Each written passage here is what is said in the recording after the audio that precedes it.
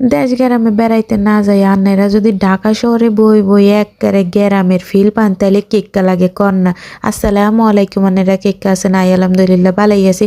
তো আই চলে আইছি আজকে কয়দিন ধরে আর আপুর বাসায় বেড়াইতাম বুঝিনি। তো আর কি আর আফুর একখানা ফালুন্না মুরগিও গা ছিল বুঝিনি। তো মুরগি এটা দেখি মানে আই বেড়াইতে গেছি দেখে আর আফু মুরগি এটা সুন্দর করে লইছে জবা করে নিলে বুঝিনি। তো আর আফু সুন্দর করে লইছে দেন জবা করছি আমরা দুই বোনে মিলি সুন্দর করে জবা করি আর আফু এটারে কুড়ি বাছি লইয়ের আর কি বুঝিনি। মানে আই কিন্তু চাইছিলাম একখানা দেশে বেড়াইতে যাইতাম, তো কিল্লাই জানি আর একটু সমস্যার কারণে দেশে বেড়াইতে যাইতে হারি না। তো আই আর আফুর বাসায় বেড়াইতে আইছি এক অবস্থায় আর কি আর আফু কিচ্ছে। তো আফুর যেন একটা হালুন্না মুরগি আছিল, আফুকা তুই যেন আইসস তো ফালুন্না মুরগি এটারে জব করে দি বুঝিনি। তো সুন্দর করে আর আফু সুন্দর করে মুরগি এটা জব করে লাইছে মাশাল্লাহ। মুরগি এটার শরীরে এই পরিমাণে তেল আছিল, আন্নেগুলোকে শেয়ার না করে আই আর ফাললাম না বুঝিনি। এই দেন আর আফু এটা ঘরের মধ্যে সুন্দর করে পালছিল। তো আর আফু সুন্দর করে এটারে পাশি কুটি বাসি লইতেছে দেখেন না মাশাল্লাহ মাশাল্লাহ মুরগির গাত এত পরিমাণে তেল। হাতে বই বই ঘরের মধ্যে খাইছে আর তেল বানাইছে, খাইছে আর তেল বানাইছে। ওই যে অনেকগুলো মানুষ আছে না আর কি বুঝিনি।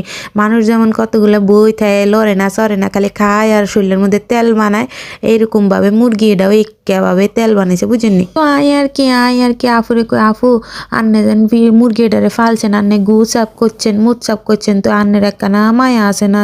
তো আই যদি ভিডিও বানাই তুই আন্নের মায়াটা একখানা কম লাগবে বুঝিনি, কারণ আন্নে যখন মায়া লাগবে তখন আন্নে সুন্দর করে মুরগির ভিডিওটা দেখবেন আর মায়ার কাজটা একটু কম করবো বুঝিনি। তো আই এডি বক বক করতে করতে দেখি আসলে তো মায়ার জিনিস বাইরে হয়ে গেছি।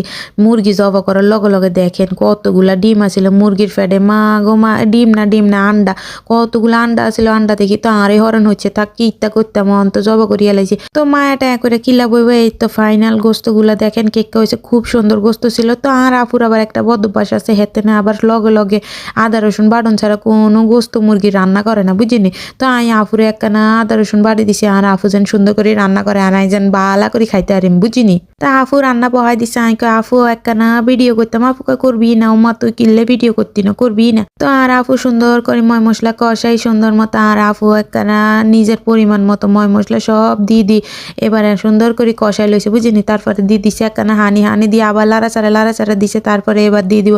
আর আফুর যে সুন্দর করে মুরগিটা কাটি কুটি লইছে, হালি তো মুরগি গিয়া বুঝিনি। তো এই একখানা কষানিত বসাই দিছে বুঝিনি। আর আফুর মনে মনে একখানা কষ্ট লাগতেছিল, আহারে আর আফু কত গুমুত পরিষ্কার করছে, তারপরে আবার দেখে কি জবা করে একখানা বড় বড় আন্ডা গল।